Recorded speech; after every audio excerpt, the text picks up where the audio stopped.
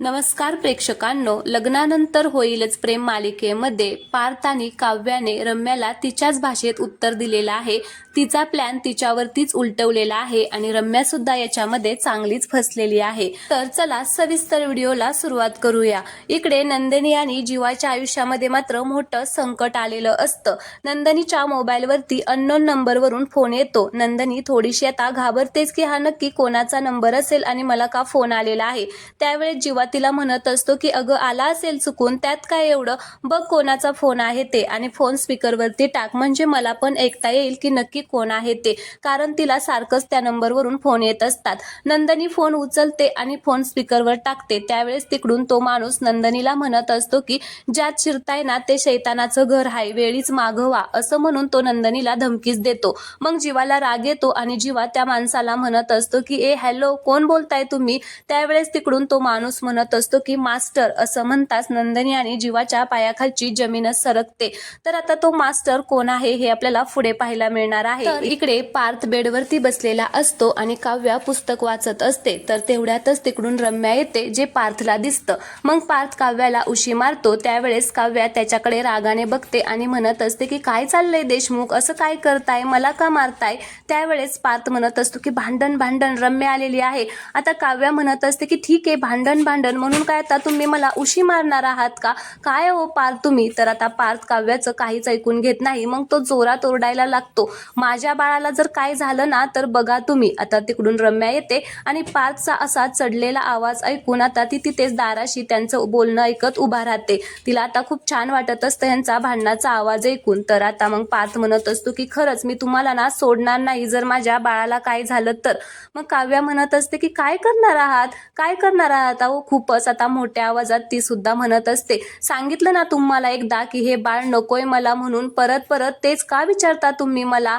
तर पार्थ म्हणत असतो की मी पण तुम्हाला 1000 वेळा सांगितलेलं आहे की मला हे बाळ हवंय, मला हे बाळ हवंय, पण तुम्ही पण परत परत तेच का बोलता माझ्याशी.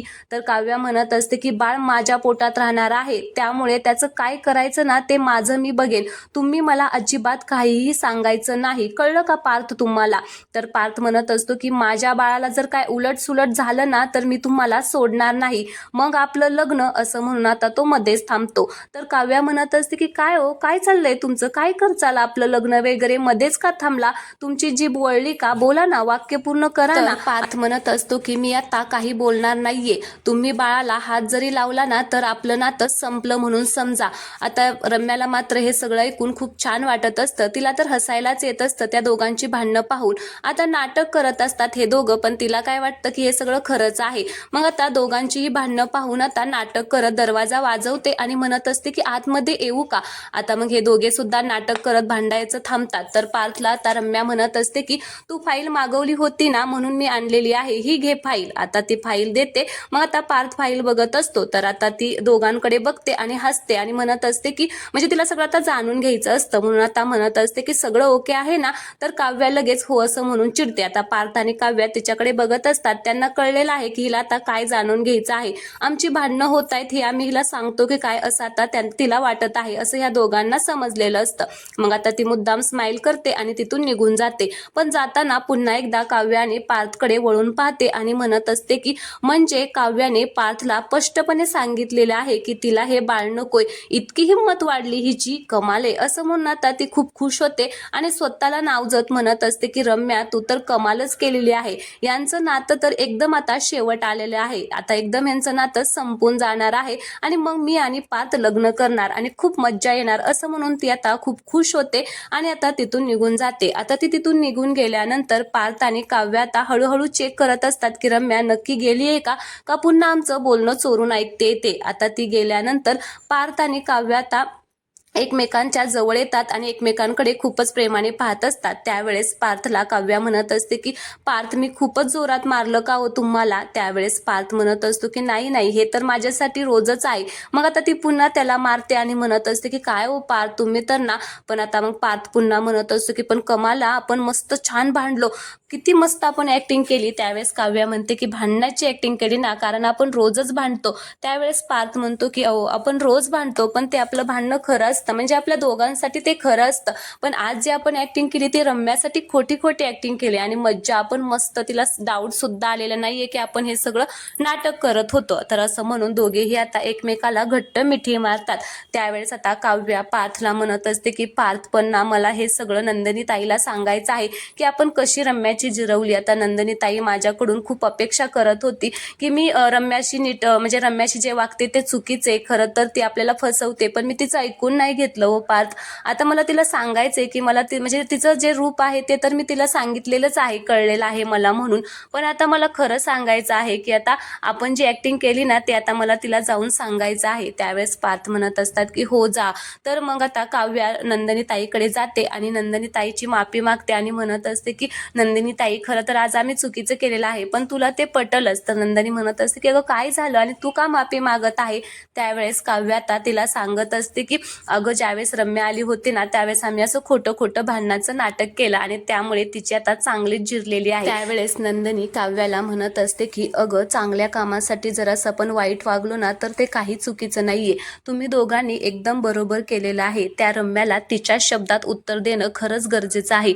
वसवात त्याने रम्या कधी सुधारणार नाही. अगं ते गुरुजींकडून सुद्धा आता सगळे संकेत मागवून घेत असतात की नक्की काय होणार आहे, काय होणार आहे, आणि त्यानुसार आता त्या दोघी प्लॅन करत असतात.